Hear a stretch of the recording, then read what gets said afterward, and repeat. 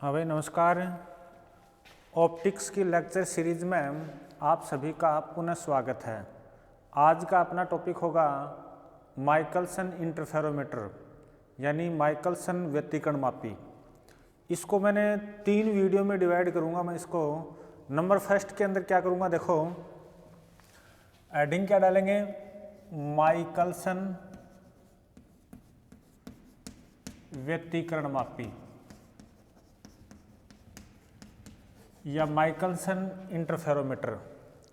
प्रथम वीडियो के अंदर अपन बात करेंगे, नंबर 1 बात करेंगे सिद्धांत की यानी प्रिंसिपल की। अच्छा, सेकंड बात करेंगे अपन इसका जो उपकरण यानी ऑपरेटर्स क्या है उसकी बात करेंगे।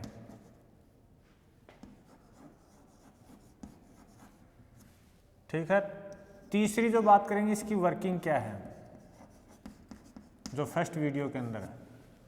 और फोर्थ अपन बात करेंगे, इसमें एक प्लेट सी होती है, प्रतिकारी प्लेट, कंपनसेटिंग प्लेट होती है, उसकी वर्किंग क्या है। ठीक है ना, तो सी प्लेट का कार्य। सबसे पहले मैं इसका एक डायग्राम बना देता हूँ, एक आसान सा डायग्राम किस प्रकार से क्या बनता है। सबसे शुरुआत करते हैं अपन। एस एक वर्णी प्रकाश स्रोत है, मोनोक्रोमेटिक लाइट सोर्स है। ये आपके कोई कॉन्वेक्स लेंस है, इसके फोकस पर रखा हुआ है। ये आपने लाइट डाल दी,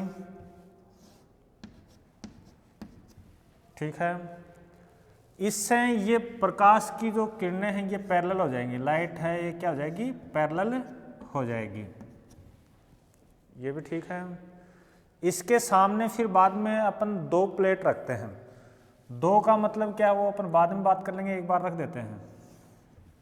ये प्लेट पी रखी जो कि हाफ सिल्वर्ड है और 45 डिग्री पर झुकी हुई है।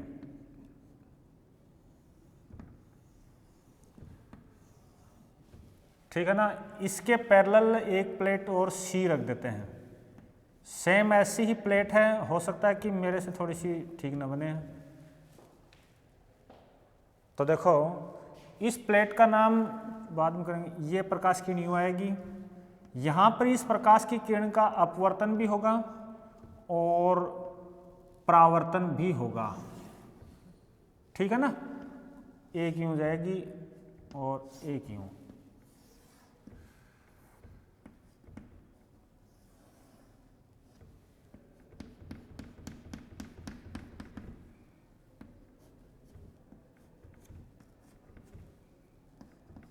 ये आपका दर्पण M2 है। एक सेकंड रुकना। ये आपका यहां पर दर्पण क्या होगा, M1 मिरर।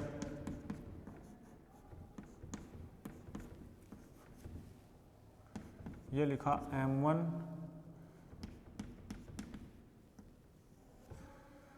और ये लिखा M2 डैश।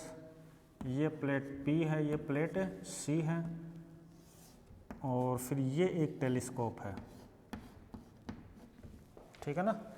अब आ जाओ भाई, देखो डायग्राम कुछ ठीक ठीक समझ में आया होगा मेरे हिसाब से। शुरुआत करते हैं इसकी प्रिंसिपल क्या है।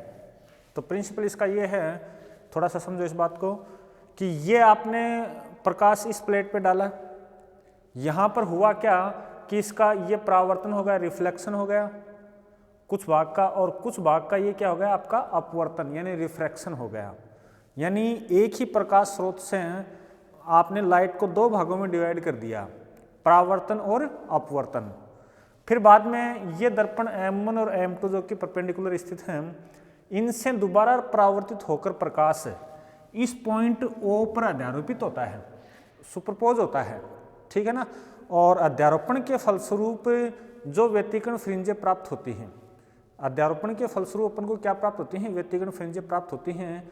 उन व्यतिकरण फ्रिंजों को आप टेलीस्कोप के द्वारा देख सकते हो।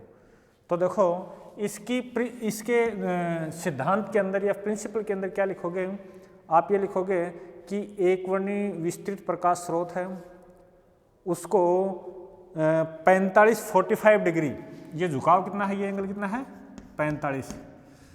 45 डिग्री पर झुकी किसी अर्धरंजित प्लेट के द्वारा दो भागों में डिवाइड करते हैं, आपतित भाग और एक अपवर्तित भाग और एक क्या करते हैं परावर्तित भाग, ठीक है ना। फिर अपवर्तित भाग आपका दर्पण M2 की ओर जा रहा है, परावर्तित भाग किधर जा रहा है M1 की ओर जा रहा है। ये दर्पणों से परावर्तित होकर पुनः बिंदु O पर अध्यारोपित होती हैं और इसी से अपन को व्यतिकरण फ्रिंजें प्राप्त होती हैं और इसको आप किससे देखते हैं, टेलीस्कोप के द्वारा देखते हैं। तो ये तो होगा इसका प्रिंसिपल। फिर बाद में अपरेटस की जब बात करते हैं तो अपरेटस में ये क्या क्या लिखा हुआ है लिख दो। शुरुआत में आप लिखोगे एस एक वर्णी प्रकाश स्रोत है, मोनोक्रोमेटिक लाइट सोर्स है। इसके सामने एल एक कॉन्वेक्स लेंस है। एस को कहाँ पे रखा हुआ है, इसके फोकस पे रखा हुआ है। जैसे आप इसको फोकस पे रखोगे तो लाइट रेज जो है वो पैरेलल आपको प्राप्त हो जाएंगी। इसके बाद में आगे लिखोगे आप अपनी भाषा में कि P एक अर्धरंजित यानी हाफ सिल्वर्ड प्लेट है, कांच की प्लेट है जो कि पैरेलल है, ऑप्टिकली पैरेलल है, ठीक है ना। इसके पैरेलल में एक प्लेट C रखते हैं और इस प्लेट C का नाम है प्रतिकारी प्लेट, कंपनसेटिंग प्लेट, ठीक है ना। इसका यूज क्या बाद में देखेंगे। फिर बाद में आपके पास में दो दर्पण है M1 और M2। दर्पण M2 स्थिर रहता है, अच्छा। फिर और दर्पण M1 है उसको आप मूव कर सकते हो।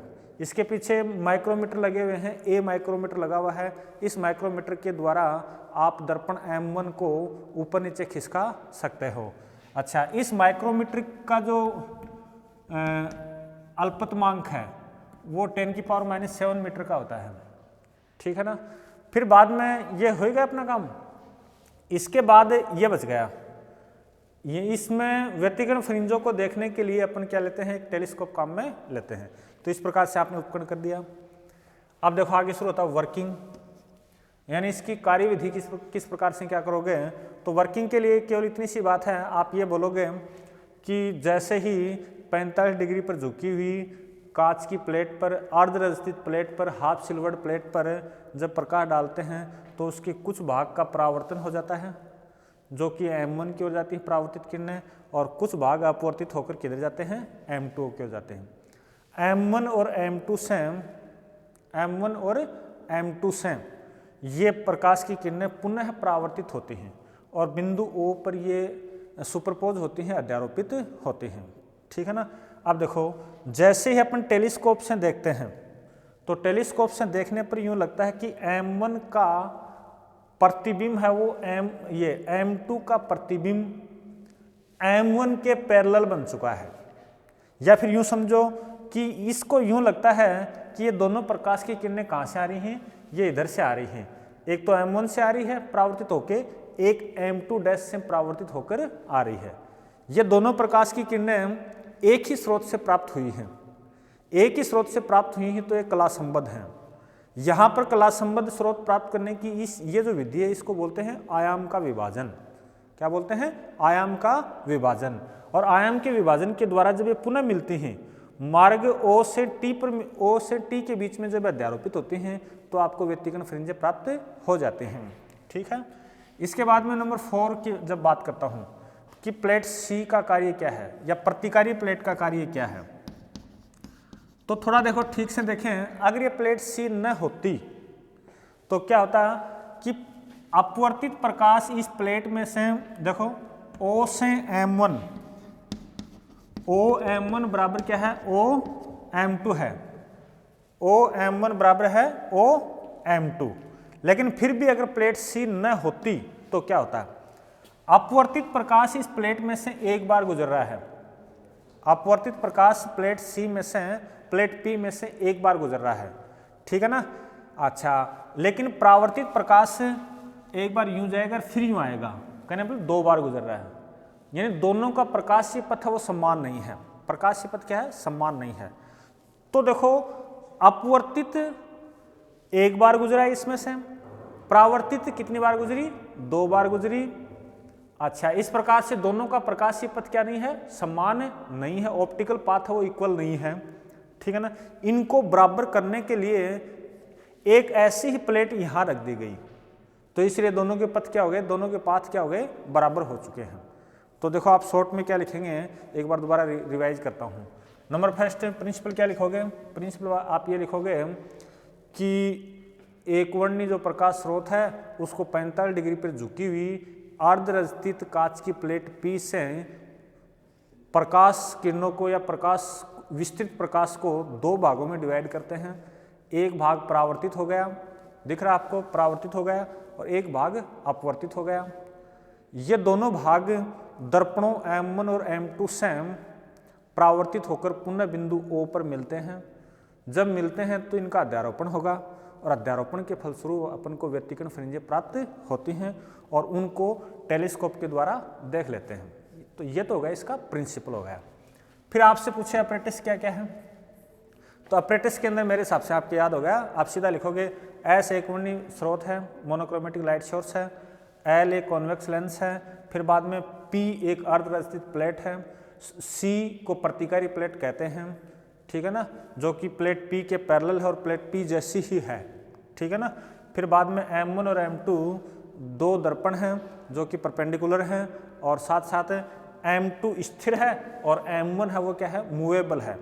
इसके पीछे माइक्रोमीटर पेच लगे हुए होते हैं जिनका अल्पतमांक है, लिस्ट काउंट जो है वो 10⁻⁻7 मीटर है, ठीक बात ना, और T क्या है, एक टेलीस्कोप है। तो इस प्रकार से आप अपरेटिस कर सकते हो। फिर बाद में नंबर आता है वर्किंग। वर्किंग के लिए वही दोबारा वही बात शुरू हो जाती है कि जैसे ही स्रोत ऐसे एक एकवर्णी स्रोत है, लेंस से आपको विस्तृत प्रकाश प्राप्त हो जाएगा, यानी पैरेलल प्रकाश की जो लाइट है वो प्राप्त हो जाएगी। फिर बाद में जैसे इस पे गिरेंगे तो इसके अर्धरजित भाग पर जो प्रकाश गिरेगा वो परावर्तित हो जाएगा, ठीक है ना। और जैसे ये अर्धरजित है, यहाँ वाला परावर्तित हो जाएगा। हाँ, थोड़ी सी बात ये और बोल सकते हो कि प्लेट सी की ओर वाला भाग अर्धरजित करते हैं, प्लेट सी की ओर वाला भाग, है ना। फिर बाद में कुछ भाग इसका परावर्तित हो गया, अपवर्तित हो गया, ठीक है। अब देखो आपने यहां पर इस प्लेट ने क्या किया, परावर्तन और अपवर्तन। फिर आप ये बताओगे कि M1 से पुनः परावर्तित होकर और M2 से पुनः परावर्तित होकर प्रकाश बिंदु O पर अध्यारोपित होता है और अपन टेलीस्कोप T से उसको देखते हैं, व्यतिकरण फ्रिंजों को। जब T से अपन देखते हैं तो यूं लगता है कि प्रकाश वो इधर से आ रहा है। तो आप इसको ये बताओगे कि ऐसा क्यों हुआ, क्योंकि M2 का एक आभासी प्रतिबिंब M2 डैश बन जाता है, ठीक है ना। इस प्रकार से आपके पास में S के दो सोर्स हो गए एक प्रकार से, एक तो M1 और एक क्या हो गया, M2 डैश हो गए हैं, ठीक है ना। अब देखो इसको क्या लगता है कि एक तो M1 से परावर्तित हो क्या रहा है और एक M2 डैश से परावर्तित हो क्या रहा है। जब ये परावर्तित प्रकाश जब O पे अध्यारोपित होगा तो व्यतिकरण फ्रिंजें जो प्राप्त होती हैं वो अपन देख लेते हैं, जिस प्रकार की भी होती हैं, ठीक है। फिर बाद में नंबर 4 पे आपने सीखा कि प्लेट C का कार्य क्या है। तो शॉर्ट में आप एक ही बात लिखोगे कि परावर्तित प्रकाश प्लेट P, अर्धरजित plate P, half silvered plate P से 2 बार गुजर जाता है, ठीक है ना। और उससे पहले एक लाइन ये बोल सकते हो कि चूंकि दोनों का जो पाथ है O से M1 और O से M2 की जो डिस्टेंस है वो सेम है, लेकिन फिर भी कि प्लेट P से परावर्तित प्रकाश जो है, थोड़ा सा यूँ हो गया कि परावर्तित प्रकाश प्लेट P से 2 बार गुजर जाता है, जबकि अपवर्तित प्रकाश प्लेट P से 1 बार ही गुजरता है। इस प्रकार दोनों का प्रकाशीय पथ है वो डिफरेंट हो जाता है। उनको इक्वल करने के लिए, सम्मान करने के लिए ठीक वैसी ही एक प्लेट उसके पैरेलल प्लेट P के एक पैरेलल प्लेट C लगा देते हैं और उसी प्लेट को क्या बोलते हैं, प्रतिकारी प्लेट बोलते हैं। यही उसका क्या है, कार्य है। और भी शॉर्ट में बोलो तो अपवर्तित और परावर्तित प्रकाश के प्रकाशीय पथों, ऑप्टिकल पाथ को इक्वल करने के लिए प्रतिकारी प्लेट काम में ली जाती है। तो इस वीडियो के अंदर इतनी बात करेंगे। नेक्स्ट वीडियो के अंदर बात करते हैं अपन फ्रिंजें किस प्रकार की बनती हैं। थैंक यू, बहुत बहुत धन्यवाद।